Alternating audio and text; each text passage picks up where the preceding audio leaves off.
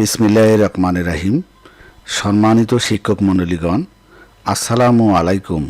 Web বাজার বিডির পক্ষ থেকে আন্তরিক অভিনন্দন ও শুভেচ্ছা। আজকের এই ভিডিওতে আমরা দেখব কিভাবে স্কুল ম্যানেজমেন্ট সফটওয়্যারে, মাদ্রাসা management software, computer training centre, অন্যান্য যত শিক্ষা প্রতিষ্ঠান আছে সব প্রতিষ্ঠানের জন্য একটা সেম সিস্টেম আমরা আজকে দেখব। আমরা দেখব কিভাবে আপনারা স্টুডেন্ট লগইন স্ট্যাটাস পরিবর্তন করতে পারেন, স্টুডেন্ট লগইন স্ট্যাটাসে কিভাবে আমরা ইউজার আইডি পাসওয়ার্ড ক্রিয়েট করতে পারি। পাশাপাশি আমরা দেখব এর স্ট্যাটাসটা অ্যাক্টিভ না ডিঅ্যাক্টিভ। তো এটি করার জন্য আমরা সর্বপ্রথম চলে যাব, দেখুন ড্যাশবোর্ড থেকে এইখানে আমরা স্টুডেন্ট প্যানেল যাব। স্টুডেন্ট প্যানেলে দেখুন এই জায়গাটায় দেখুন, আর এইখানে দেখুন যে ইউজার আইডি পাসওয়ার্ড এখানে আছে এবং এই জায়গাটাতে এটা পেন্ডিং আছে। তো আমরা এই জিনিসটা ঠিক করব। তো পেন্ডিং থাকলে স্টুডেন্টরা লগ ইন করতে পারবে না, অনেক সময় অ্যাডমিট কার্ড ডাউনলোড করতে পারে না। তো আমরা নিচের দিকে যদি যাই, দেখুন এইখানে ইউজার আইডি পাসওয়ার্ড কিন্তু এখানে অনেকগুলো নেই।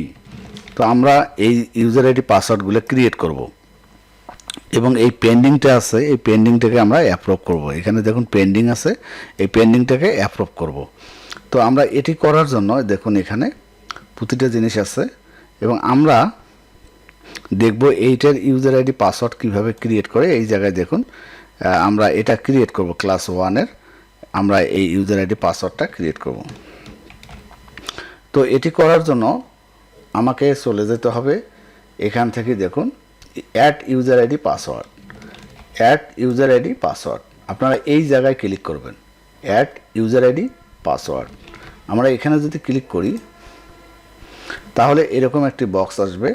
এই বক্সের মধ্যে আমরা যে সেশনটা আমরা অ্যাক্টিভ করব, মানে ইউজার আইডি পাসওয়ার্ড ক্রিয়েট করব, সেটা সিলেক্ট করব এবং ক্লাস 1 দিলাম। আমরা সব কিছু ঠিকঠাক রেখে আমরা শিফট দিলাম। যদি কোনো একটা মোবাইল নাম্বারে আমরা শুধু ইউজার আইডি পাসওয়ার্ড তৈরি করি তাহলে এখানে মোবাইল নাম্বারটা দেব। আর যদি আমরা অল ক্লাসের সেকশনের ইউজার আইডি পাসওয়ার্ড ক্রিয়েট করি তাহলে জাস্ট এখানে সার্চ দেব, এখানে কোনো কিছু আর বসা লাগবে না। দেখুন password and user ID create. তো আমরা যদি এখন ঠিক আমরা আবারও স্টুডেন্ট লিস্টে যাই, এখানে আমরা দেখব, দেখুন ইউজার আইডি পাসওয়ার্ড সবগুলো ক্রিয়েট হয়ে গেছে।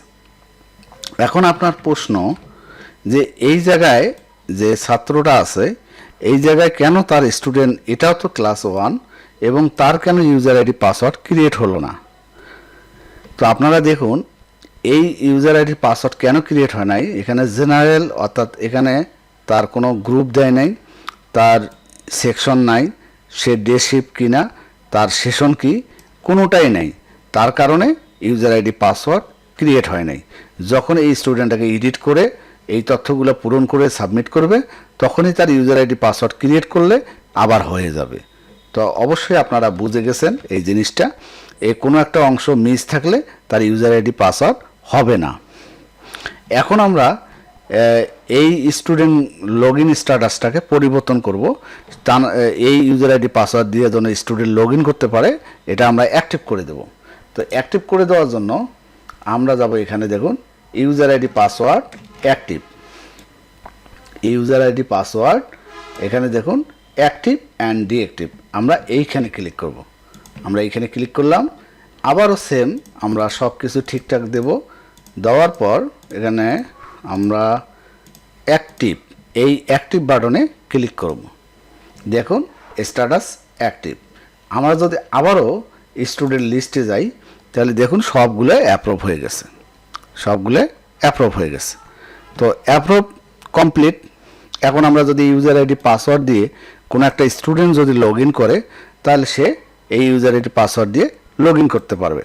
তো আমি স্টুডেন্ট প্যানেলে কিভাবে লগ ইন করে সেটার জন্য আলাদা ভিডিও তৈরি করব। তবে আজকে আমার যে ভিডিওটি করার কথা ছিল সেটা আমি করলাম, সেটা হলো লগ ইন স্টুডেন্টের লগ ইন স্ট্যাটাস। তো লগ ইন স্ট্যাটাস করতে গেলে অবশ্যই তার ইউজার আইডি পাসওয়ার্ড ক্রিয়েট করতে হয়। তো এই জন্য আমরা সম্পূর্ণ আজকে দেখিয়ে দিলাম। ধন্যবাদ সকলকে, ভালো থাকবেন, আল্লাহ হাফেজ।